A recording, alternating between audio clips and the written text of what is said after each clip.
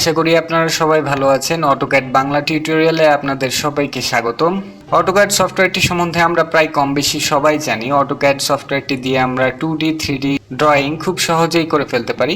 অটোক্যাডের পূর্ণ কোনো রূপ নেই। অটো মানে অটো, ক্যাড এর পূর্ণ রূপ হচ্ছে কম্পিউটার এইডেড ডিজাইন। শুধু ড্রয়িংই নয়, আপনি যে কোনো গ্রাফিক্স ডিজাইন, ফটোশপ সবকিছু আপনি অটোক্যাডে করতে পারবেন। যে কোনো এরিয়া ক্যালকুলেশন, ভলিউম ক্যালকুলেশন সবকিছুই আপনি অটোক্যাড থেকে খুব সহজেই করতে পারবেন।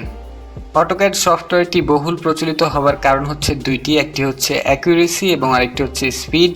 অটোক্যাড দিয়ে খুব অ্যাকুরেট ড্রয়িং করা যায়। অটোক্যাড বাংলা টিউটোরিয়ালের এই পর্বে আমরা অটোক্যাডের সাথে পরিচিত হব, কোথায় কি থাকে, কোনটাকে কি বলে, এই বিষয়গুলো নিয়ে আলোচনা করব। মূলত এটা একটি ইন্ট্রোডাকশন পর্ব। তো চলুন আর দেরি না করে আমরা চলে যাই মূল পর্বে। সফটওয়্যারটা ইনস্টল করার পরে আপনি এই স্ক্রিনটা পাবেন। এটা হচ্ছে অটোক্যাডের ইউজার ইন্টারফেস। ব্ল্যাক যে এরিয়াটা দেখছেন এটার নাম হচ্ছে ড্রয়িং এরিয়া। এই কর্নারে দেখছেন টপ 2D ওয়্যার ফ্রেম, এটার নাম হচ্ছে ভিউপট কন্ট্রোল। এখানে যদি আপনি ক্লিক করেন তাহলে এখান থেকে যদি এই জায়গা থেকে আপনি এক বা একাধিক ভিউপট নিতে পারবেন। আপনি তিনটা যদি নেই তাহলে দেখুন যে তিনটা ভিউপট, তারপরে আপনি যদি এখান থেকে চারটা নেন তাহলে চারটা ভিউপট। তো আমরা অতটা নিব না, আমরা একটাতেই ড্রয়িং করব, সুতরাং আমরা এই ভিউপট কন্ট্রোলটা সিঙ্গেল রাখবো। সব কর্নারে যে এ বাটনটা দেখছেন এটার নাম হচ্ছে অ্যাপ্লিকেশন বাটন। এখানে ক্লিক করলে আপনি কিছু অপশন দেখবেন, নিউ, ওপেন, সেভ অ্যাজ। আমার মনে হয় যে আপনি এই সব অপশনগুলোর কাজ নাম দেখেই বুঝতে পারছেন। বাকি অন্যান্য সফটওয়্যারের সাথে এই অপশনগুলোর মিল রয়েছে, সুতরাং এগুলো নিয়ে কথা বললাম না। উপরের যে এই লাইনটা দেখতেছেন এইটার নাম হচ্ছে কুইক অ্যাক্সেস টুলবার। এখানে যে অপশনগুলো রয়েছে এটা হচ্ছে নিউ, ওপেন, সেভ অ্যাজ। এখানে যেগুলো দেখালাম এগুলোই এখানে আইকন রূপে এখানে দেওয়া আছে। এটার নাম হচ্ছে কুইক অ্যাক্সেস টুলবার। আপনি যদি এই কুইক অ্যাক্সেস টুলবারের কোনো অপশন যদি আপনি রিমুভ করতে চান তাহলে এখানে ক্লিক করে এখানে যে অপশনগুলো রয়েছে এগুলো ক্লিক করে দিলে আসলে এই অপশনগুলো ওখানে থাকবে না, কিংবা আপনি যদি আবার টিক চিহ্ন নিয়ে আসেন তাহলে ওই অপশনগুলো ওখানে দেখাবে। আর এই জায়গাটা দেখছেন অটোক্যাড 2013 ড্রয়িং 1, এটা হচ্ছে টাইটেল বার। এখানে অটোক্যাড আপনি যে ভার্সনটা ব্যবহার করছেন সেটা দেখাবে এবং আপনি যে নামে আপনার ড্রয়িংটা সেভ করবেন সেটা এখানে শো করবে। তার ডান পাশে এই বারটা, এটার নাম হচ্ছে ইনফরমেশন সেন্টার। আপনি যদি কোনো টপিক নিয়ে কথা বলতে চান বা কোনো টপিক নিয়ে আপনি জানতে চান তাহলে আপনি এখানে টাইপ করে সেই টপিক সম্বন্ধে জানতে পারবেন। আর এখানে হচ্ছে সাইন ইন। আপনার অটোডেস্কে যদি আপনার কোনো অ্যাকাউন্ট থাকে তাহলে আপনি এখানে সাইন ইন করে রাখতে পারবেন। অটোক্যাডের কোনো লেটেস্ট ভার্সন আসলে কিংবা অটোক্যাডের নতুন কোনো কিছু আসলে এখানে নোটিফিকেশন আকারে আপনাকে এটা শো করবে। তারপরে নিচের যে রোটা দেখছেন হোম, ইনসার্ট, অ্যানোটেট, এগুলোর নাম হচ্ছে ট্যাব এবং এই ট্যাবগুলোর আন্ডারে রয়েছে প্যানেল। এই পুরোটাকে বলা হয় রিবন। এই draw panel, modify panel, layers, এগুলো সবগুলো হচ্ছে প্যানেল এক একটা এবং এগুলো হচ্ছে ট্যাব। আপনি যদি কোনো ট্যাব কিংবা প্যানেল অ্যাড কিংবা রিমুভ করতে চান তাহলে এই যে ফাঁকা জায়গাটা রয়েছে এখানে রাইট ক্লিক করবেন, তাহলে এই উইন্ডোটা আসবে। এখান থেকে আপনি শো ট্যাবস করে আপনি যেগুলো রাখবেন সেগুলো রাখতে পারবেন, আপনি আবার যেগুলো রিমুভ করবেন সেগুলো রিমুভ করতে পারবেন। সাপোজ আমি যদি হোম ট্যাবটা রিমুভ করে দেই, এখানে যদি ক্লিক করি তাহলে দেখুন এই জায়গায় হোম ট্যাবটা রিমুভ হয়ে গেছে। আপনি যদি এটা আবার নিয়ে আসতে চান তাহলে শো ট্যাবে গিয়ে আপনি এখানে ক্লিক করলে সেই হোম ট্যাবটা আবার ফিরে আসবে।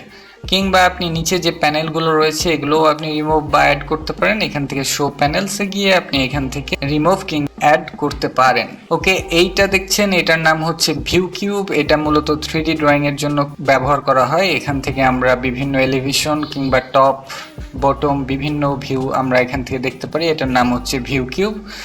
আর এইটার নাম হচ্ছে নেভিগেশন বার। নেভিগেশন বারে বিভিন্ন জুম কিংবা প্যান এগুলো অপশন দেওয়া রয়েছে, এগুলো নিয়ে আমরা ফিউচারে আরও কথা বলবো। আর নিচে লাইনটা দেখছেন এটার নাম হচ্ছে অ্যাপ্লিকেশন স্ট্যাটাস বার।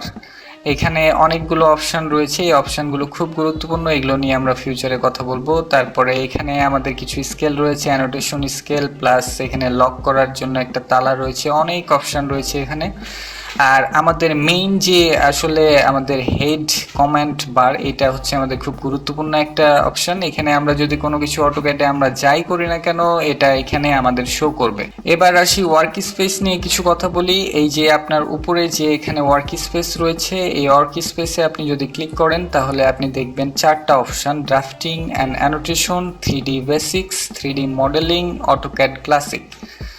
এই দুটো অপশন মূলত প্রথমটা 3D basics civil ইঞ্জিনিয়ারিংদের 3D drawing করার জন্য ব্যবহার করা হয়, এবং মেকানিক্যাল ড্রয়িং করার জন্য 3D মডেলিং মূলত ব্যবহার করা হয়।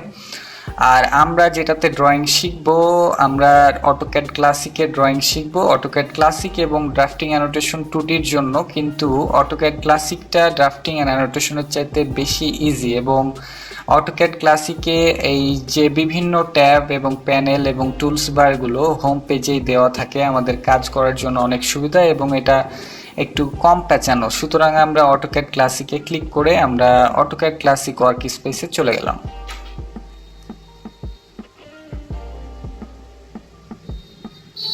এইটা হচ্ছে আমাদের অটোক্যাড ক্লাসিক ওয়ার্ক স্পেস। আমরা এটাতেই মূলত কাজ করব।